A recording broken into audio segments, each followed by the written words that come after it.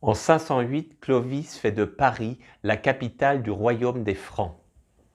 C'est dans la basilique Sainte-Clotilde, toute proche de l'Assemblée nationale à Paris, que l'on peut le mieux découvrir le rôle déterminant du baptême de Clovis dans notre histoire. Tout ici évoque la reine Clotilde et son époux le roi Clovis. Avec la chute de l'Empire romain, la Gaule est envahie par les barbares. Pendant cette période, l'Église défend la population et organise le pays. Clovis, chef des Francs, épouse Clotilde, une princesse chrétienne de grande lignée.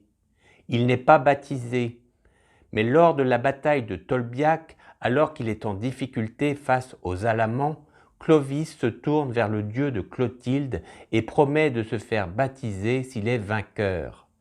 Et aussitôt, les Alamans perdent le combat. Cette scène est magnifiquement représentée sur les murs du Panthéon à Paris.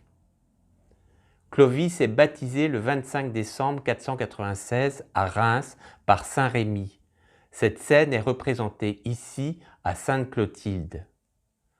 À partir de son baptême, l'Église et le peuple gaulois choisissent le franc Clovis comme roi et Sainte Geneviève lui ouvre les portes de Paris qu'il choisit pour capitale en 508. Avec Clovis, l'île de la Cité devient le cœur du royaume. Aujourd'hui encore, dans le 5e arrondissement de Paris, les rues Clovis et Clotilde, son épouse, se rejoignent. Là même où Clovis fut inhumé avant d'être bien plus tard transféré à Saint-Denis. Le fils de Clovis et Clotilde, le roi Childebert, décide au VIe siècle que Paris mérite une grande cathédrale et lance les travaux de la cathédrale Saint-Étienne qui au XIIe siècle sera remplacée par la cathédrale Notre-Dame de Paris.